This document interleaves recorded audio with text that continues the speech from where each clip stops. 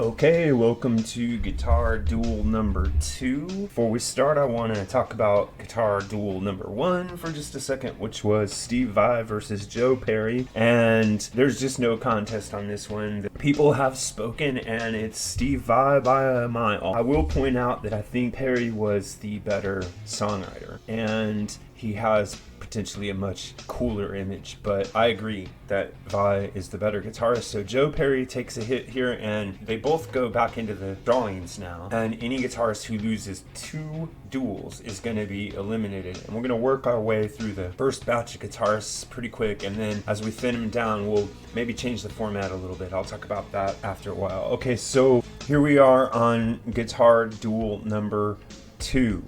And it's going to be Angus Young versus Ted Nugent.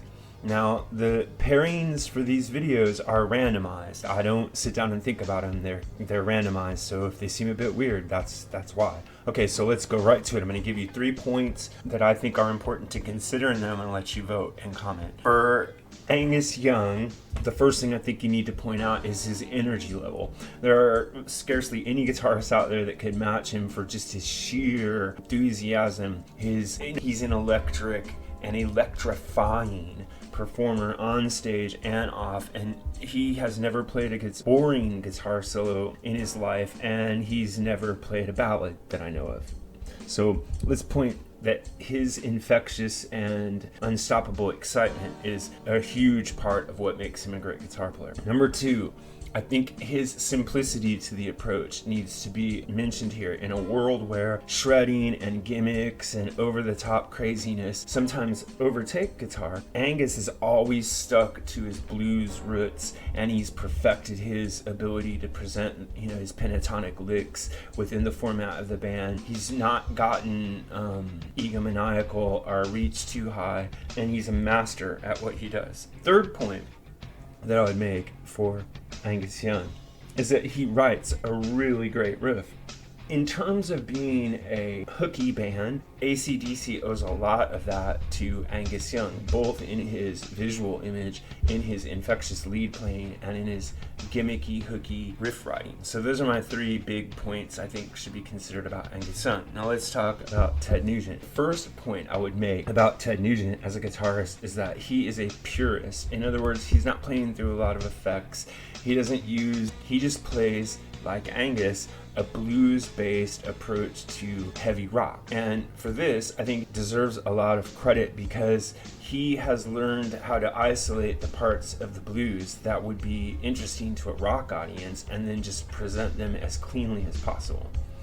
Second, I would say he's a great improviser. If you go back and listen to, of course, the famous Stranglehold solo, well, that was improvised and then kind of put together by Tom Werman without Nugent really participating in the final mix. And I think that it presents him in his best light for a reason, not just because it's a long, really cool solo with some delay on it, but because in essence, he's a spontaneous musician. He's an improviser, but he's not a jazz musician, and he's not quite a blues musician. So he's truly an improvisational rock guitarist. He doesn't belong on my list of greatest improvisational rock guitarists, which you can check out, but he is a good one. And my third point for him, ironically, it's the same as for Angus. He can write a great riff, whether it's the aforementioned riff for Stranglehold or the Great White Buffalo or Storm Troopin', any of these songs where there's a Cat Scratch Fever, where he just has this uncanny ability to blend